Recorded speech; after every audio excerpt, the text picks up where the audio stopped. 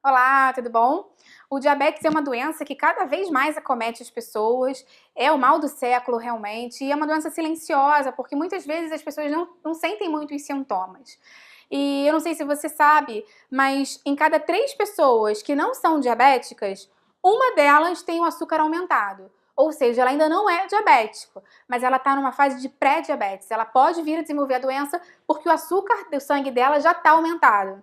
Por isso, eu resolvi gravar esse vídeo para você com dicas de como você pode abaixar sua glicemia, ou seja, o açúcar do seu sangue de forma natural. Fica comigo então que você vai gostar muito dessas dicas. Bom, gente, na verdade eu quero começar esse vídeo falando que as dicas que eu vou dar para você para baixar a sua glicose do sangue são relacionadas à sua alimentação. E se você não é diabético, se você não tem esse diagnóstico fechado da doença, elas podem te ajudar muito a evitar que você fique diabético. Mas, por outro lado, se você já tem um diagnóstico de diabetes 1, diabetes tipo 2, síndrome metabólica, provavelmente, eu espero que sim, você já faz o acompanhamento com o seu médico e preferencialmente com o seu nutricionista.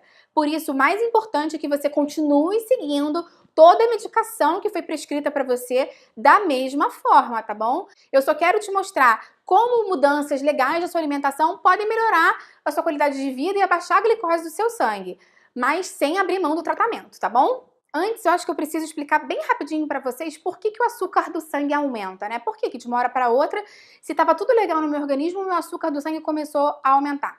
E esse açúcar do sangue, a gente chama ele de glicose. Bom, gente, quando a gente consome uns alimentos, principalmente os alimentos que têm muito carboidrato, a glicose do nosso sangue vai aumentar. Conforme eles vão sendo absorvidos pelo intestino, a glicose vai passando do intestino para a corrente sanguínea e aumentam as taxas.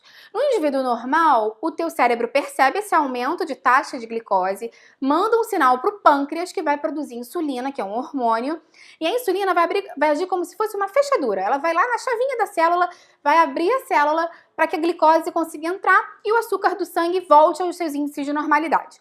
Por que é tão importante que os níveis de açúcar do sangue fiquem normais? Vamos fazer uma analogia simples com um copo de água e um copo de água com açúcar. Quanto mais açúcar você bota em um copo d'água, mais viscosa essa água vai ficando, né? Mais pegajosa, mais pesada, mais densa. E o sangue é a mesma coisa. Se você tem um sangue aqui normal, com a quantidade certa de glicose, de açúcar, e você pega um copo de sangue, e bota muito açúcar dentro dele, ele vai ficando cada vez mais viscoso, denso, difícil de fluir entre os capilares e as veias do sangue. O que isso vai causar? Problemas relacionados à circulação. E esses problemas vão desde problemas renais, porque o sangue está muito grosso, não consegue chegar lá no capilar do rim. Problemas de acidente vascular cerebral, problemas às vezes de circulação, podendo levar até complicações mais graves, como amputação. Isso eu estou falando de casos graves, complicados, de anos de pessoas com descontrole da glicose. Fica calmo, porque se seu açúcar do sangue está aumentado, isso não quer dizer que você vai ter nenhum desses problemas que eu acabei de falar. Mas sim, se cronicamente ele ficar aumentado por anos e anos a fio, pode dar um desses problemas que eu falei para você. Bom, pessoal, então agora efetivamente eu vou te dar 11 dicas de como você pode mudar a sua alimentação para baixar naturalmente o açúcar do seu sangue. Primeira de todas é: controla, diminui a quantidade de carboidratos que você consome. Eu não tô falando necessariamente para você, a partir de agora, começar a seguir uma dieta low carb ou cetogênica, não é nada disso. Mas sim que você controle as fontes de carboidrato. Se você conseguir diminuir, vai ser melhor para você. Como assim, Patrícia? Por exemplo, vamos supor que você costuma no seu almoço botar arroz, feijão, farofa, um pedaço de batata, mandioca, uma coxinha frita, um bife, uma lasanha. Isso, tirando o bife, quase tudo que eu falei tem uma quantidade de carboidrato grande. Então, escolhe no máximo 2 alimentos que tenham carboidrato para botar no seu prato, preferencialmente um. A minha ideia é a seguinte: bota uma fonte de proteína, uma fonte de carboidrato, pode ser uma batata doce, pode ser um arroz integral, e bota bastante salada, o que vai para minha segunda dica. Preenche metade do seu prato com vegetais com pouca quantidade de carboidrato. Quais são esses vegetais? Todos os folhosos que você pode imaginar. Então, couve, rúcula, espinafre, alface, agrião, todos esses. O tomate tem pouquíssimo carboidrato, o palmito, o champignon, a couve-flor, o brócolis, a couve. Tem muito, né? Muita opção. Então, tem para todos os gostos aí. Enche metade do seu prato com isso e deixa metade para aquilo que eu te falei. Uma porção de carboidrato e uma porção de proteína. Terceira dica: analisa tudo que você for beber.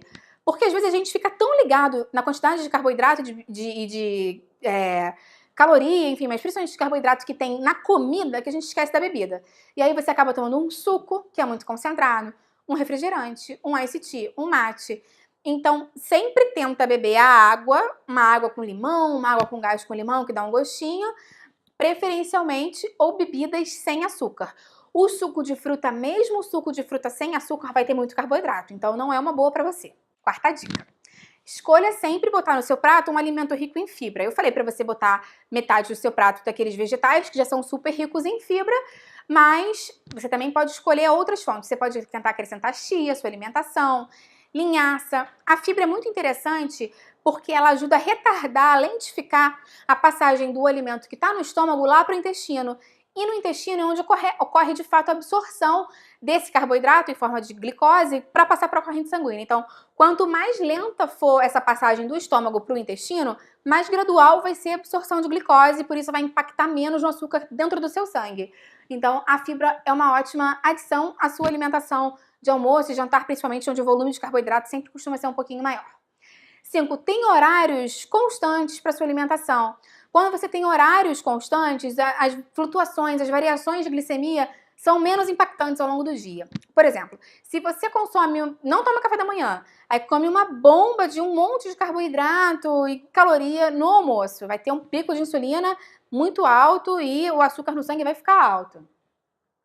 Um pico de insulina não, um pico de açúcar primeiro, de glicose, depois um pico de insulina, se você estiver produzindo insulina. Às vezes você produz muita insulina, mas está resistente à insulina, então o açúcar continua alto, uma situação ruim.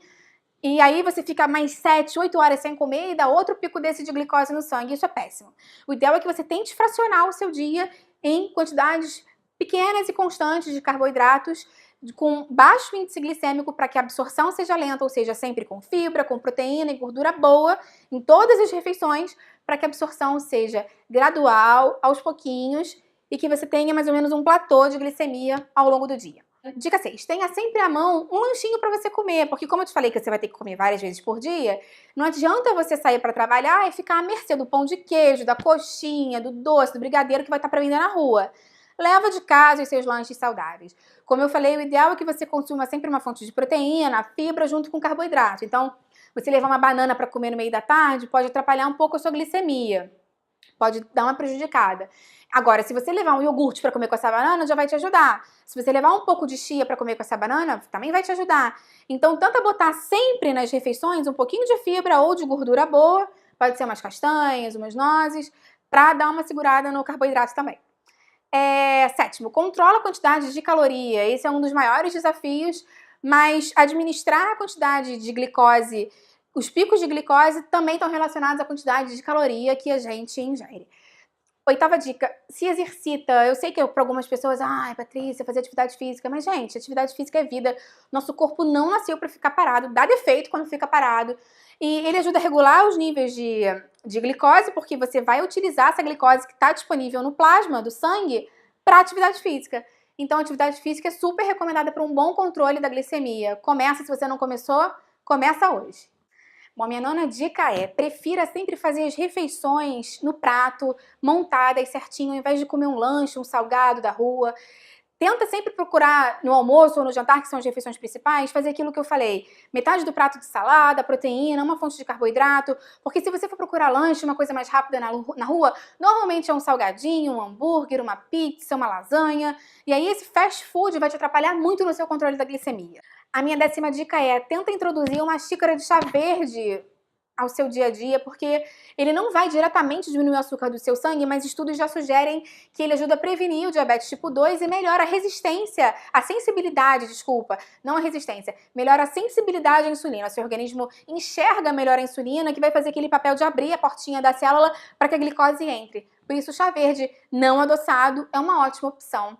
E a minha 11ª dica, que eu falei que ia dar 11 para vocês, tome sempre muita água. Quando a sua glicose está aumentada, o seu cérebro tem um mecanismo de estimular a micção, a urina, que você urine, para que você libere glicose na urina e dê uma equilibrada. Então, as pessoas que têm glicose aumentada tendem a ser mais desidratadas. Por isso, bebe bastante água para dar uma equilibrada nesse sentido também. E você que por acaso acessou esse vídeo porque justamente está com a glicemia aumentada, ainda não é diabético, está preocupado? Você viu alguma coisa que você anda fazendo de errado aqui? Conta pra mim nos comentários como é que o vídeo te ajudou, o que você achou dessas dicas que eu passei pra você. Fala aqui pra mim aqui embaixo. Aproveita e se inscreve no canal, se é que você ainda não tá inscrito, porque tem sempre muita dica de saúde, boa forma, nutrição, você vai adorar. E deixa o seu like nesse vídeo, aperta o curtir, por favor. Até a próxima, tchau, tchau!